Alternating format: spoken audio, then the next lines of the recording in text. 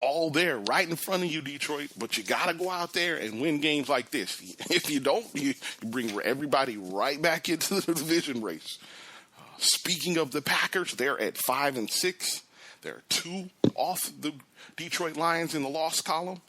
They're at home to face the Houston Texans, 6-5. Again, Green Bay is still on the board. They know that on the championship board, they're in definitely must-win mode. But, yeah, they're at home. They get Brock Osweiler coming to town. Yeah, Houston is coming off a loss to San Diego. Brock Osweiler somehow has turned DeAndre Hopkins into an average wide receiver. That's hard to do. We all know, looking at DeAndre Hopkins, he's not an average wide receiver. But if you pulled up the stat sheet, you would be like, wow. Yeah, that has to do with the quarterback. So Detroit, hey, I would probably lean towards Green Bay beating Houston at home this week. So again, got to handle business. I have little faith in these young quarterbacks, Brock Osweiler, these young dudes, going and beating and Aaron Rodgers. Yeah, it's that time of year, man. Sometimes you can just look at the quarterback matchup and be like, oh, yeah. Yeah, no haps. Brock Osweiler versus Aaron Rodgers, yeah, probably not going to happen. Speaking of, the Rams, they travel to New England. Jared Goff versus Tom Terrific. Yeah, we know what it is. Yeah, ain't much to say about that. It's going to be, I want to see how Jared Goff develops week to week. He did look better than he did. Again, week 1 was tough to grade because of all the rain out in L.A. Went down to the Dome, looked okay, did some things. But yeah, you got to get him out there and let him play and take these lumps. He's going to look like a rookie. That's what rookies do. But yeah, and from the Patriots' perspective, it got a lot of knick-knack injuries. Gronk can't stay on the field. Bennett's dealing with stuff. So you've got injuries at the tight end position. Tom Terrific is nicked up. This is what happens when you get 40 playing in the league. So all these little knick-knack things, but one thing, again, I'm going back to the word adapt. Yeah, one thing the Patriots are able to do, which makes them a championship team, is adapt. So, yeah, definitely on the board regardless of what happens this week, but they're going to take care of business versus the Rams. My Oakland Raiders, they need to try to keep pace. They are at 9-2. They're trying to keep pace, trying to get the number 1 seed. I think New England now has the tiebreaker or whatever the ties are, whatever. They now have the number 1 seed. The Raiders are in that 2 seed. Again, trying to keep up so they can get the bye week. Raiders are at home to face the Buffalo Bills. This is a very dangerous Buffalo team. Buffalo is dangerous because they have the ingredients what you want to have in a football team when you travel on the road. They have things that travel well. They actually have 2 things that travel very well. They have a defense and they have a run game. They are number 1 in the NFL in rushing. They now have Sammy Watkins back, and they will be taking deep shots. They still have Goodwin. If you saw the Raiders versus Carolina, the deep ball is a problem. Top end speed on the back end of the defense is a problem. Carolina took their shots, and they had success taking shots deep. So this is not an easy win by any stretch. Buffalo, again, they're fighting for their playoff lives. Buffalo, if you can beat Oakland, again, I really believe you have some ingredients to be a dangerous team. But if you can beat Oakland, out in Oakland, yeah, you'll definitely start to creep back. You'll be in that Tampa Bay range where you can get onto the championship board. You're not on the board yet, and this is not an eliminator for the Raiders, even though I'm tempted to make this game an eliminator for the Raiders. For the championship board. I'm not going to do that. But I am tempted to. Because, yeah, this is a tough team. This is a team, Raiders fans, where this isn't about X's and O's as so much as it is about temperament. And this is why I almost made this a championship eliminator game for my Raiders. We have to develop the temperament to be able to deal with all the nastiness, all the chippiness that's going to come with playing a team like Buffalo. We have to cut down on the penalties.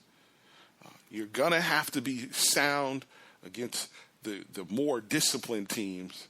And then when you play teams that aren't disciplined and want to get into it, you've got to stay focused and not get those penalties. So, yeah, that's the things I'm looking for.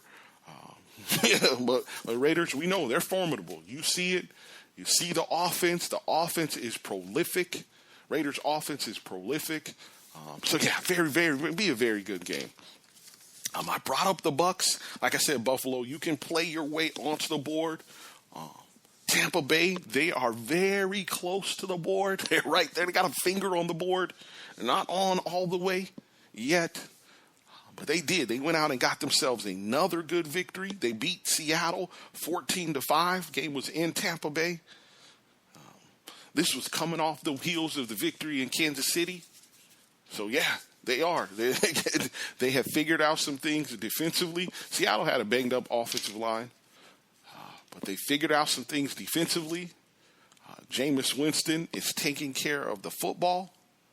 And, yeah, they have kept pace with the Falcons in the NFC South. They're right there. They're only one game off them in the loss column. But Tampa Bay and Buffalo, if you can go out here and win these next couple of games you definitely be on the championship board for sure. Tampa, they travel to San Diego this week, week 13. Out west, late. It'll be a late game, 4 o'clock game. San Diego, they just hang around. They're not a real threat. But if you sleep on them, you will get beat. And be a very tough game in Tampa Bay traveling to San Diego. That offense, Phillip Rivers, he spreads it around. They got a run game. The defense is going to have to show improve again this week. Tampa Bay, you not only need this game, not even so much for the South, but also to keep up in the wild card. Because, if you don't win the division, there's always the wild card out there. Speaking of the NFC wild card, Washington, they travel to Arizona. Again, Arizona got bumped off the board last week. Falcons took care of them. Washington, don't let Arizona knock you off the board. Yeah, this can be a championship eliminator game. Washington is 6-4-1. We know Washington's offense. We now see it. If you protect Kirk Cousins, I think against Dallas he went for over 5 bills passing. If you can protect Kirk Cousins, he has plenty of weapons. Jordan Reed, Pierre Garçon, Sean Jackson, Cartwright. He's got all these guys, plenty of weapons out there. He can pick you apart. Washington can score with the best of them. They've got Fat Rob Kelly complimenting them with the run. And they are a dangerous team. But if you go out here and lose to Arizona, you let me know you're only interested in outscoring teams. And if you're only interested in outscoring teams, that's not going to get it done. It's going to be a very good game. Arizona has a good defensive line. So, yeah. And they got shred against Atlanta. So we're going to see how they respond at home. Yeah. Very good game. Week 13 is the last week of fantasy football, by the way. Thought I'd throw that in there. Sunday night, probably so you might have some key players playing Sunday night in the Sunday night game. It's Carolina versus Seattle. Carolina, 4-7 now. We know what it is with them. They're all but mathematically eliminated. We'll see. I don't think they're mathematically eliminated yet, but they know they have to win out. Seattle 7-3-1, still in the 2 seed, but Seattle doesn't run it. They thought getting back Thomas Rawls, they could go ahead and cut Christian Michael. CJ Prosise goes down. I think they were really looking forward to him being in the backfield a lot more than Thomas Rawls, giving that run-pass threat. Seattle is now a pass-first team. Put the ball in Russell Wilson's hand, let him make plays. But you got to be able to complement it with the run. And we know Seattle relies on Tom Cable to put together that offensive line. They don't invest heavily in the offensive line. So whenever they have injuries, they're already thin up there as far as experience is concerned. yeah, that puts everything in jeopardy for them. Yeah, I'm interested to see how Seattle bounces back. We know Seattle's a championship board team. They're not going anywhere. But, yeah, I want to see how that O-line holds up. Carolina is beyond desperate. I want to see how they play, too. Definitely want to see how they play. That is all 32 teams. I'm sorry. Actually, that's not. The last team, the Denver Broncos. Denver Broncos travel to Jacksonville this week. Like I said at the beginning of this segment, Denver's teetering. I don't know what to make of the Denver Broncos. They're 7-4 now. They're definitely still in the hunt for everything.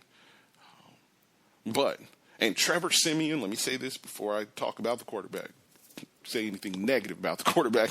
Trevor Siemian has looked better. Probably his best game as far as he looked. He's moving around, doing different things like that. And you saw okay, I could see where John Elway and management felt like he could be the guy this year. But I don't know if Trevor Siemian can go win a Super Bowl. That's one thing you did have with Peyton Manning. You had that playoff experience, how to get in and out of plays, if you're not running it well, what to go to. Those are things that, that are missing. And then you're relying on the defense to be otherworldly like they were last year, and that's not happening.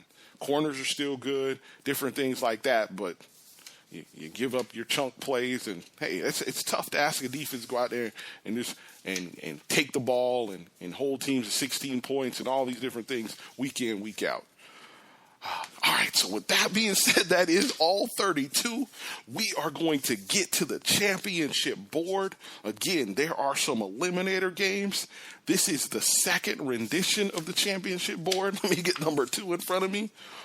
In no particular order. And again, if you don't hear your team's name called, better luck next year. Better luck next year.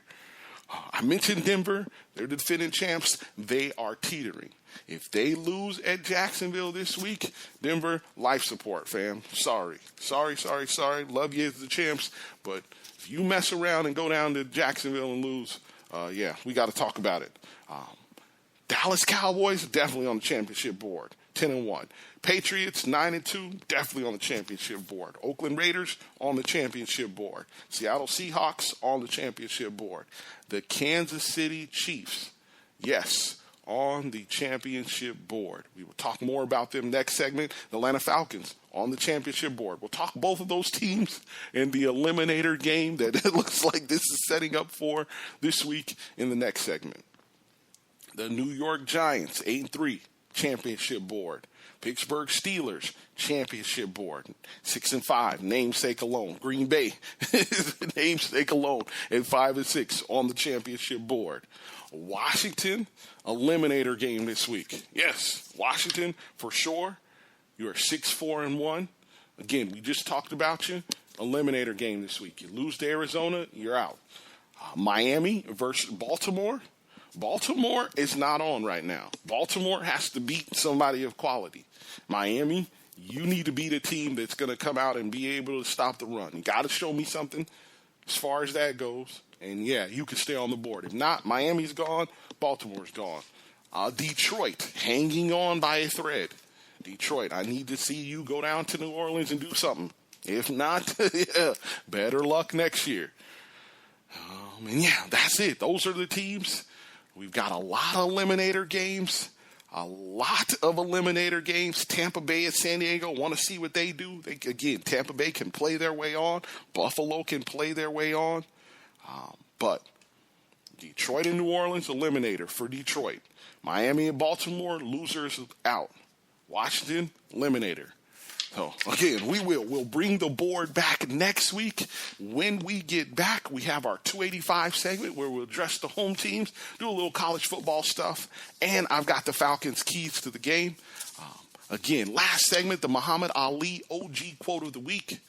It comes from Doc Rivers, Coach Doc Rivers. And yeah, stick around. You are listening to the Marcus Harper Podcast. I am your humble host, Marcus Harper. Life is good. We'll be right back. Dex. Don't do them like that.